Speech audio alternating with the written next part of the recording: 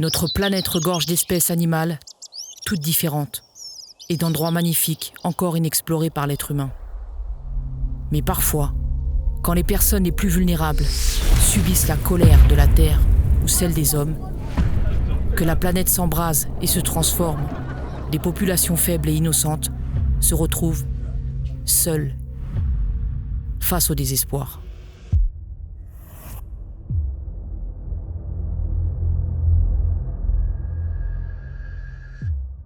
Urgence humanitaire.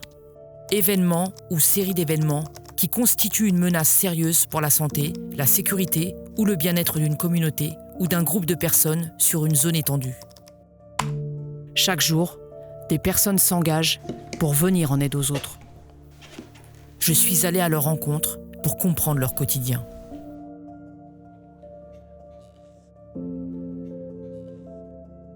Le Secours Islamique France est une organisation humanitaire internationale basée en France depuis 33 ans.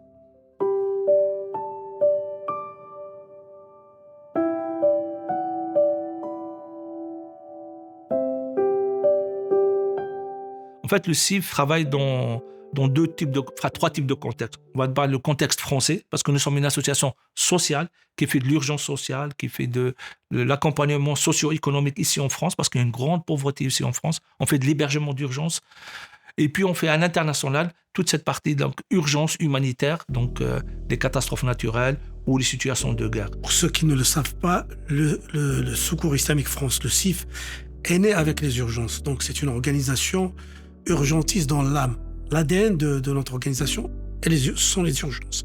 Le CIF a une histoire de plus de 30 ans. Donc, on a pu construire donc, cette légitimité, cette expertise sur nos secteurs d'intervention, mais aussi auprès des pouvoirs publics. On va avoir des personnes qui sont spécialisées de l'enfance parce que secourir un enfant dans une urgence ou l'aider, c'est pas la même chose que aider un adulte.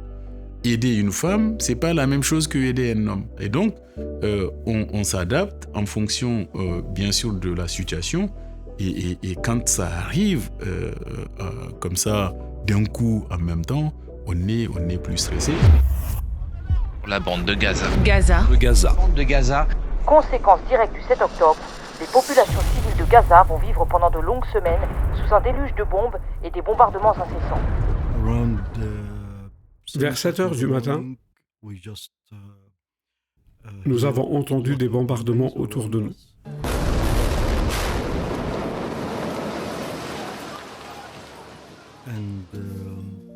Et 2 heures plus tard, il y a eu encore plus de bombardements. La nuit, nous n'avons pas pu rester dans nos maisons. Ensuite, nous avons pris des nouvelles les uns des autres pour comprendre ce qui se passait. Car certains d'entre nous habitaient Rafah, d'autres Gaza City, Jabalia ou encore Beit Hanoun. Et nous ne savions vraiment pas ce qui se passait. C'était un conflit assez déchirant, on va dire. Pour nous, déjà, pour les équipes, j'imagine pas. On ne peut pas mettre les choses sur le même plan quand on est nous-mêmes secoués alors qu'on est à quand même 4-5 000 kilomètres de là. On ne peut pas dire qu'on peut imaginer ce que les gens qui sont au plus près de la chose vivent. La première rue bombardée se trouvait à 100 mètres de mon appartement. Et c'était très effrayant. C'est arrivé à 9h du soir, presque 9h. Nous avons entendu des bombardements continus. Le bâtiment a commencé à trembler et pendant un laps de temps, nous ne savions pas quoi faire.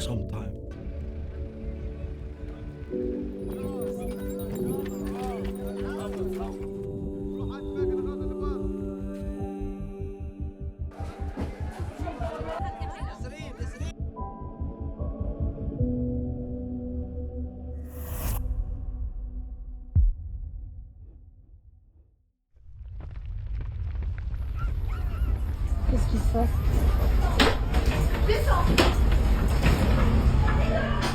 Un puissant tremblement de terre vient de frapper le centre du Maroc avec une magnitude de 6,8 selon l'Institut de géophysique américain.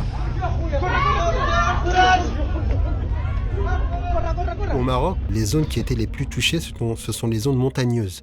Donc déjà en temps normal, les routes sont très sinueuses, donc il faut rouler très très doucement. Parfois même dans des zones, les camions, en tout cas les grosses semi-remorques ou les gros camions ne peuvent pas y accéder. Donc ça là, il y avait une difficulté à un moment donné d'accessibilité et de transport. Il y avait aussi les difficultés de disponibilité de certains types de produits aussi. Donc parfois dans les situations d'urgence, forcément vous avez les autorités qui vont avoir besoin de ces produits-là. Vous avez l'ensemble des ONG, donc tout le monde va acheter auprès des fournisseurs. Et parfois il peut y avoir des ruptures de stock, donc il faut attendre que ça s'alimente à nouveau. Et ensuite aussi parfois la problématique, ou en tout cas la difficulté, c'est au niveau de la distribution. Moi, je me rappelle d'une femme, quand on a apporté son colis, à ce moment-là, c'était une personne âgée qui était un peu assise sur le côté. Moi, j'ai apporté le colis et je voulais lui parler. Mais elle a pas réussi à parler, elle a commencé à pleurer. Et moi, tout de suite, je me suis dit, mais je peux pas juste lui dire est-ce que ça va? Parce qu'en fait, ça va pas. Enfin, je veux dire, ils ont vécu des moments très difficiles. Et parfois, juste le silence, juste une présence, ça peut en dire long de ce qu'ils peuvent traverser parfois. Il y a un monsieur qui m'a dit, je lui demandais par rapport à ce qu'ils ont besoin, ce qu'il a perdu dans le séisme, après le séisme. Il m'a parlé du moment où le séisme est arrivé, qu'il n'était pas dans sa maison et qu'il a laissé ses enfants dans sa maison avec sa femme. Et le moment où le séisme a frappé, lui, le premier réflexe qu'il a eu, c'est de revenir rapidement chez lui, rapidement pour essayer de s'assurer que sa famille n'est pas en danger ou est sauf.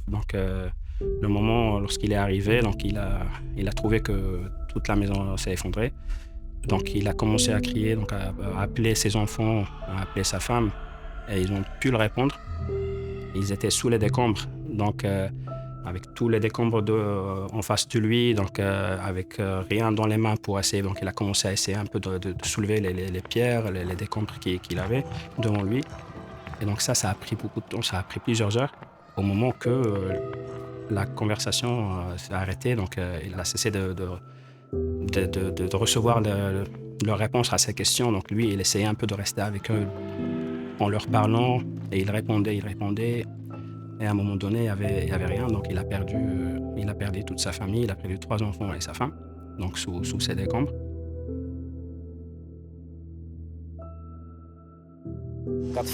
Il n'y a pas mieux que de repartir à zéro, reconstruire sa maison, mais je ne pense qu'à eux, tous les 3.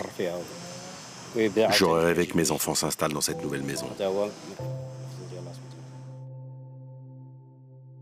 On ne peut pas mesurer, la personne, après ça, elle te dit oui, Dieu merci pour tout. On sait que c'est comme ça, on sait qu'on ne peut rien faire là, mais nous, là, on est dans une situation aussi, on ne sait pas quoi dire, on ne sait pas quoi répondre. Donc, nous, on essaie d'analyser le besoin directement, mais là, ça nous...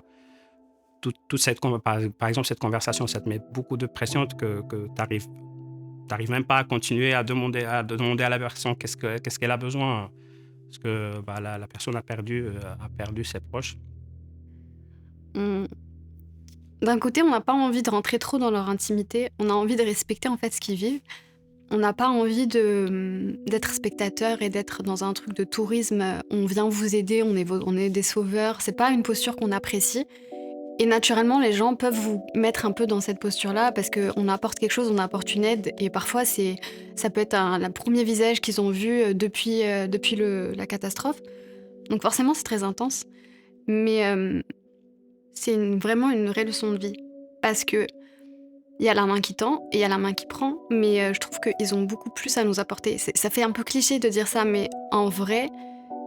c'est une chance de pouvoir apporter une aide parce que j'aurais pu être à sa place, elle aurait pu être à la mienne et être dans une attente d'une aide extérieure. Je trouve que c'est difficile, ça demande de la résilience, ça demande beaucoup de patience, ça demande une force. On n'est pas à leur place. Parfois, il y a une zone qui a été médiatisée, donc tout le monde, toute l'aide va se concentrer ici, mais parfois il y a d'autres zones qui ont été touchées et qui malheureusement sont parfois délaissés. Et nous, Secours Islamique France, c'était le cas aussi au Maroc. On s'est justement intéressé aussi à des zones montagneuses qui avaient été justement un peu délaissées et mises de côté, ou en tout cas où la plupart des ONG et des associations n'étaient pas allées tout de suite. On s'est dit, peut-être que là, il faut leur donner des kits de cuisine pour commencer à préparer ce qu'on va leur donner, parce que ils vont pas rester comme ça juste quelques jours. Là, ils vont commencer à vivre sous des tentes, ça va être plus long. Donc, il faut leur donner ça pour subvenir à leurs besoins. Donc, on a dit kit de cuisine, c'était notre réponse à nous. Et on s'est dit hygiène, parce que on sait, dans ces situations-là, les maladies se propagent très vite, c'est une urgence. On pense eau, on pense alimentation, mais l'hygiène, c'est essentiel.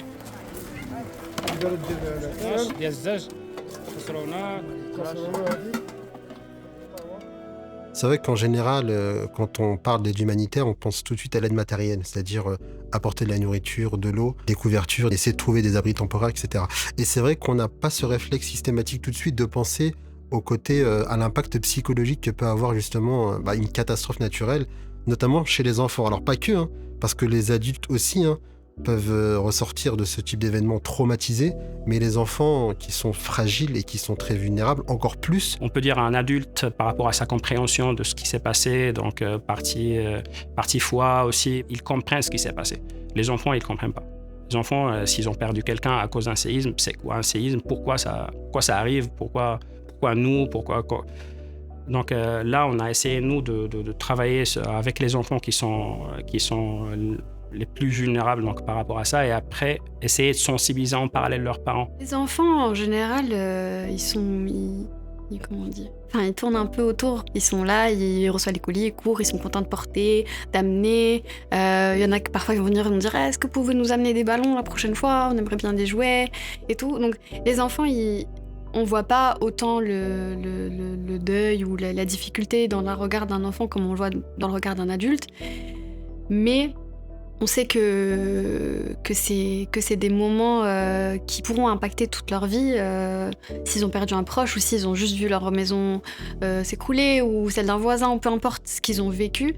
On sait que c'est des traumas qui peuvent rester. C'est une urgence en soi. Ils ont besoin de jouer, ils ont besoin de penser à autre chose, ils ont besoin d'être dans le centre de nos attentions. Et pour nous, c'était quelque chose auquel on a pensé dans le projet qui a suivi, avec du soutien psychosocial dans les écoles, avec du suivi de cas d'enfants qu'on a identifiés avec un trauma qui a été enfoui, etc. Donc on a essayé de les suivre jusqu'au bout, apporter des jeux, des activités. Pour nous, c'est une forme d'urgence qui est différente. Ça se mesure pas en colis, ça se mesure pas en matériel, mais c'est essentiel pour eux. Par exemple, au sujet de l'impact des crises sur les enfants, pour vous donner un exemple, nous avons fait tout récemment une campagne qui visait à alerter sur les impacts de la crise au Liban, sur la santé mentale des enfants, notamment les enfants déplacés par la crise. Donc, comment on s'est pris? On a demandé à ces enfants-là, de ces jeunes qu'on accompagne, de s'exprimer via le dessin, qui nous montre l'impact de la situation sur leur santé mentale. Il y avait des enfants en pleurs, des enfants qui dessinaient des avions, des bombes, voilà, des enfants qui exprimaient aussi des dessins de leur maison détruite. C'est des dessins qui sont assez forts, qui montrent vraiment d'une façon directe ce que les enfants peuvent vivre, et donc ça nous permet aussi de souligner que les réponses d'urgence, c'est pas juste distribuer de la nourriture ou de l'eau, c'est accompagner ceux qui sont les plus vulnérables, plus impactés, et tout en leur demandant de participer à cet accompagnement. Lorsque les catastrophes se succèdent, que la joie de vivre a laissé place à la solitude, que reste-t-il ? L'innocence de ce jeune garçon me pousse à me dire qu'aucun enfant ne devrait jamais voir ses espoirs s'envoler et qu'il devrait toujours y avoir une personne à ses côtés pour lui permettre d'appréhender la vie et l'horizon de la meilleure des manières. À Gaza, le CIF parraine 4500 orphelins. À cause de cette opération militaire, ils ont dû quitter leur maison. La scolarité a été interrompue. Les écoles ont été détruites, avec tout le reste à Gaza. Une fois l'opération militaire interrompue, ça a été un désastre pour les orphelins. Le système bancaire s'est effondré et nous n'étions plus en mesure de leur fournir la bourse. Nous avons perdu le lien avec eux durant des mois. Et lorsque nous avons pu de nouveau rentrer en contact avec eux, nous avons découvert que certains avaient été tués. D'autres ont perdu leur mère ou leurs maisons ont été détruites. Ils vivent dans des tentes, certains dans la rue. Ils n'ont pas pu trouver d'endroit où aller parce que le nombre de tentes était insuffisant. Jusqu'à présent, il n'y a pas assez de tentes pour la population et les gens continuent de souffrir. On a un programme qui s'appelle le parrainage d'orphelins, des enfants orphelins. Donc on est à plus de 10 800 orphelins parrainés. À Gaza, on est seulement à 4 800. Nous allons augmenter, suite à l'arrêt des hostilités là-bas, à 1500 enfants orphelins de nouveau à les parrainer. Et les enfants orphelins avec leur maman, et on a un volet d'accompagnement psychologique, effectivement. Parce qu'une maman qui vit seule avec ses enfants, c'est pas évident. Dans certaines sociétés, il y a la maltraitance des enfants, donc la violence familiale. Voilà, la situation est très complexe et ce côté-là est très important, il est fondamental même. La bourse fournie par le CIF était très importante pour les orphelins, parce qu'ils ont dépendé beaucoup.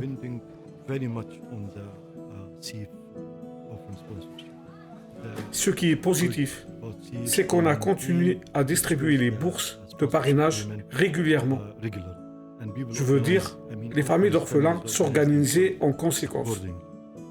Cela a été très apprécié. Nous avons reçu beaucoup de réactions positives de la part des familles d'orphelins. Et elles remercient le CIF d'avoir effectué les paiements rétroactivement.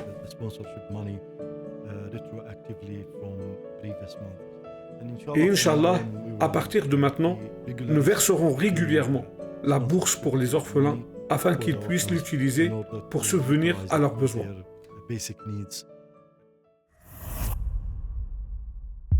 Mayotte a été balayée par des vents à plus de 220 km/h.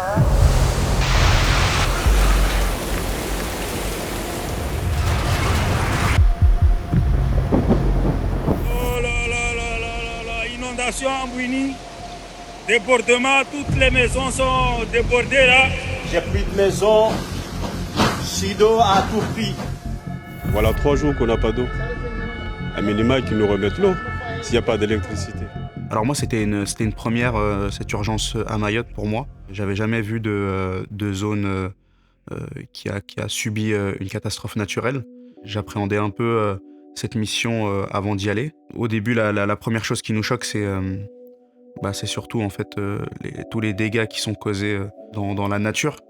Donc on voit où en fait les paysages sont complètement dévastés, des arbres sont complètement déracinés.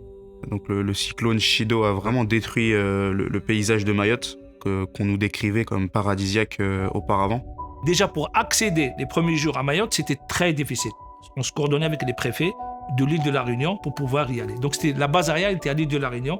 On a une délégation régionale, pas opérationnelle, mais juste représentative. Et tout de suite, on a pu faire tout ce qu'on avait besoin à l'île de la Réunion et on a transféré ça à Mayotte. Et on a distribué de l'aide alimentaire. Une fois que la nuit était tombée à Mayotte et que nous, on était du coup en bas de Kaweni, et en fait, il suffisait juste de lever la tête et de voir qu'il n'y avait aucune lumière dans ces montagnes. Donc on comprend en fait qu'il n'y a pas d'électricité du tout. Donc qui dit pas d'électricité, pas d'eau potable non plus. Et en fait on comprend dans quelle situation ces gens vivent. Mayotte, je peux dire que c'est un scandale. Si je veux faire plus d'impact politique ou des choses comme ça. Comme je peux vous dire, c'est un contexte hybride. Nous sommes en France à Mayotte.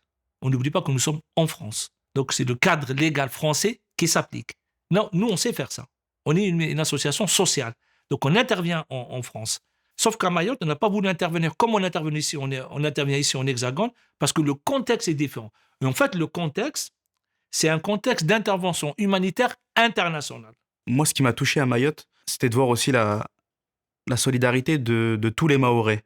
Pas uniquement les personnes qui ont été le plus touchés par la catastrophe, mais toutes les personnes, les politiques. Donc on a pu rencontrer le maire de Mamoudzou qui était très investi sur la cause, sur les distributions menées par le CIF. Tout le monde s'est mobilisé pour cette urgence.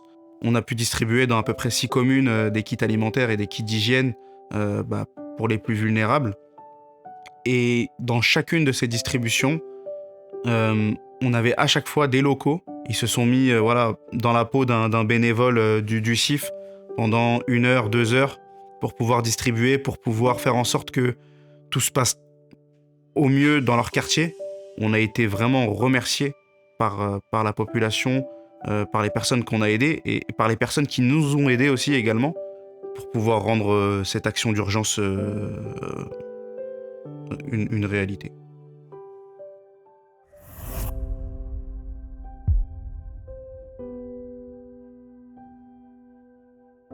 Le CIF est une organisation humanitaire internationale. La raison d'être, c'est de participer à l'élan de générosité, à atténuer, si vous voulez, la catastrophe ou à atténuer la souffrance de ces populations. Alors, durant toutes ces années-là, je peux citer des dizaines de pays où on avait intervenu, le Bangladesh, le Pakistan, le Népal, les Philippines pour les inondations, les pays du Sahel, Madagascar, avec ses crises continuelles, le terrible tremblement de la Turquie qui a frappé la Turquie et la Syrie. Moi, personnellement, je me suis déplacé pour cette région-là. Le tremblement de terre du Maroc, les inondations de la Libye, et j'en passe. Donc, toutes ces crises-là nous ont mobilisés, et forcément. On avait une équipe en Syrie qui a commencé à travailler pour répondre aux besoins des populations syriennes. Et en Turquie, on n'avait pas d'équipe. Donc, on avait déjà nos contacts sur place. Donc, tout de suite, on a choisi, parce que c'est très important de choisir les profils des personnes pour aller sur place. Donc, on a envoyé une équipe en Turquie. Le coordinateur du Croissant Rouge turc dans la zone d'intervention, c'est quelqu'un qui était au Sénégal, qui connaissait le CIF. Donc, tout de suite, il nous a facilité la chose et on a fait les premières activités. Là, on est à Kahramanmaraş. Comme vous pouvez le constater, c'est l'un des 2 endroits qui ont été les plus touchés par le séisme et les dernières répliques. Donc l'équipe du CIF est là cet après-midi pour évaluer la situation. On voit l'état des ruines, on ne peut pas y habiter. Nous-mêmes, on fait vraiment attention parce que les bâtiments qui sont encore debout risquent de tomber. La Turquie, la particularité, c'est qu'on est dans un pays riche et du coup, on est allé dans des zones où en fait, on a des personnes même de classe moyenne qui sont devenues bénéficiaires. Pourquoi ? Parce qu'en fait, ces gens-là étaient dans une zone, par exemple, résidentielle. Tout a été rasé. Et du jour au lendemain, ces gens-là, ils ont perdu leur maison, leur travail, ils avaient que leur voiture. Et du coup, quand on allait dans des camps, on avait des bénéficiaires qui avaient une belle voiture, une voiture qui était garée à côté de la tente ou du mobil-home dans lequel ils résidaient. On pourrait penser, mais la personne, elle a une voiture, finalement, elle est riche, etc. Mais non, en fait, elle avait autant besoin que, par exemple, les réfugiés syriens qui étaient depuis beaucoup de temps là-bas et qui vivaient un petit peu dans des bidonvilles ou autres. Et là, nous, on a travaillé beaucoup avec des partenaires, justement, qui s'occupaient des réfugiés syriens en Syrie. Et tout de suite, on a identifié qu'il était peut-être un maillon un peu faible dans la réponse du gouvernement turc. Et donc, du coup, on a tout de suite intervenu dans ce domaine. Donc, c'était important. Et donc, on a fait de l'aide alimentaire et une aide non alimentaire.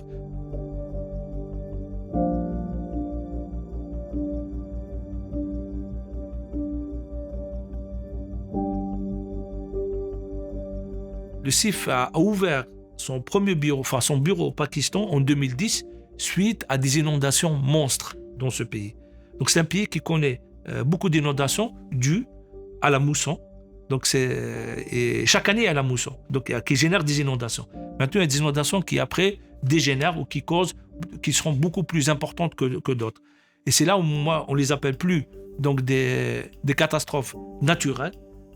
On les appelle des catastrophes climatiques, parce qu'on sait que ça génère et ça vient de ce changement climatique. Et donc le CIF intervient au Pakistan depuis des années auprès des populations justement qui sont victimes de ces inondations. J'étais dans un village dans le Sindh où les gens me montraient des vidéos et des photos où on voyait les gens marcher jusque-là.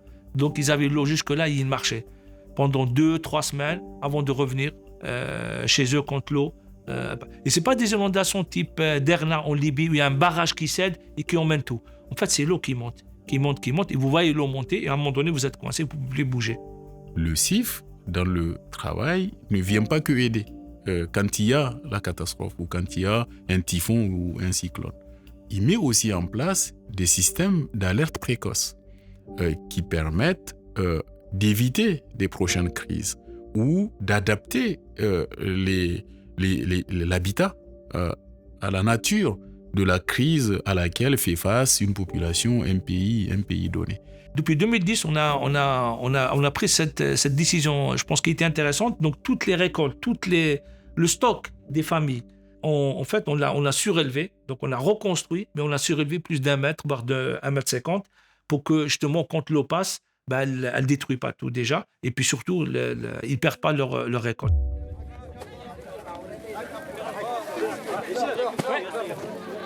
Merci.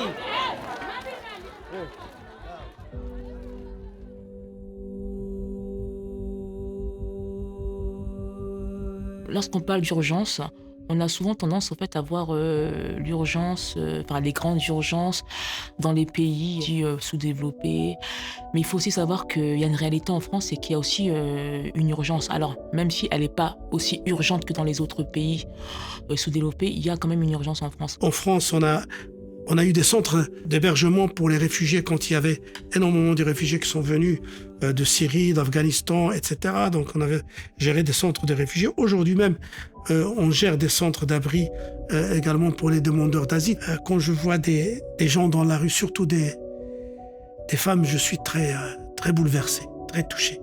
Et donc, on a décidé de tout mettre, tous les moyens, on a décidé de mettre en France pour justement la mise à l'abri. Donc, nous sommes très intéressés par la pauvreté et la misère de France et on essaie d'augmenter nos dispositifs, nos actions.